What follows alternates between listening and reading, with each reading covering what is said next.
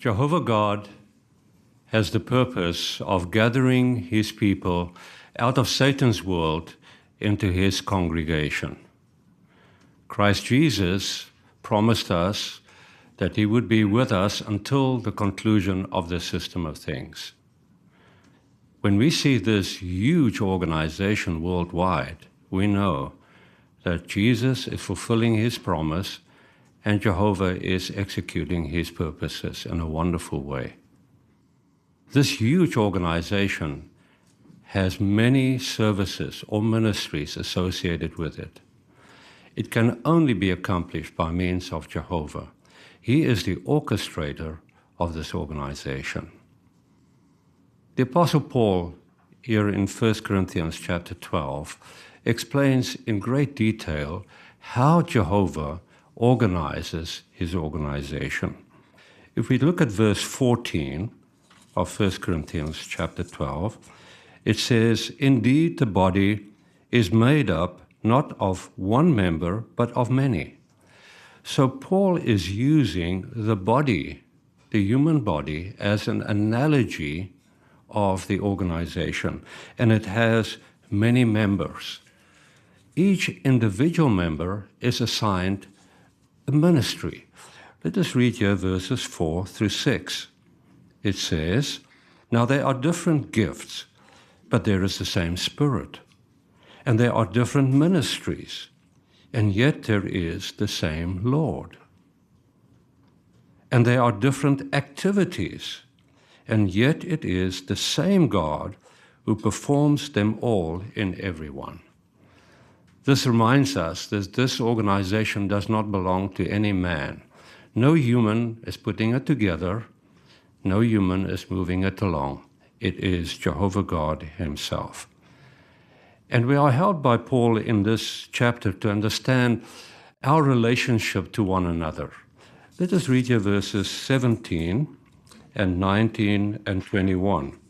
It says, 1 Corinthians 12, 17, "If the whole body were an eye, where would the sense of hearing be?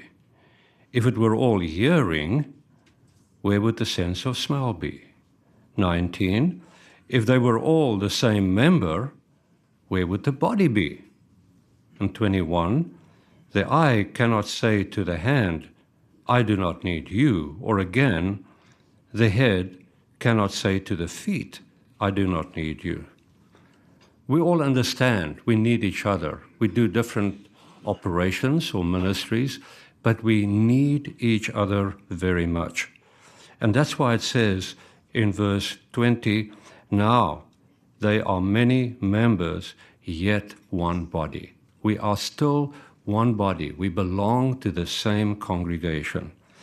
Now this brings us to the text for today in verse 22, where Paul says, "On the contrary, the members of the body that seem to be weaker are necessary." So weaker in this context, what does it mean? It does not refer that this member is deficient or not able to do their work. No, it just means that this member may be, from a physical point of view, seem weaker. Maybe we have an older brother suffering with some illness, and he cannot do as much as he used to do. Does it mean that he is not fulfilling his assignment, or that he does not fit into God's arrangement, or that he is useless to Jehovah? Not at all. He may seem to be weaker. But we understand how that works, and we appreciate God's arrangement. Look what it says in verse 23. "And the parts of the body that we think to be less honorable, we surround with greater honor. So our unseemly parts are treated with greater modesty." And this is God's arrangement. Verse 24 says, "Whereas our attractive parts do not need anything, nevertheless, God has so composed the body, giving greater honor to the part that had a lack." So there is no division in the body. It cooperates. You do not have members looking down on others because of their inability or limited circumstances. That's why it says in verse 25, so that there should be no division in the body, but its members should have mutual concern for one another. How does this work? How has Jehovah arranged and orchestrated this organization? It's beautifully described by Paul in Ephesians chapter 4 and verse 16. Now in verse 15 here in Ephesians 4, Paul says that let us by love grow up in all things into him who is the head, Christ. Christ Jesus is the head. There's no pyramid structure. Christ said your leader is one. And then it says, from verse 16, the first part of verse 16, it explains how Jehovah God organizes his people. It says, from him, from Christ, all the body is harmoniously joined together and made to cooperate through every joint that gives what is needed. So it is harmoniously joined together. It's like the human hand. The fingers are joined by the palm. The palm is joined to the wrist. There is a harmonious joining together. And then it says here, they are made to cooperate. So they have been designed to fit together, to cooperate, to work together. This is what Jehovah God does. But then the second part of the verse shows what we need to do.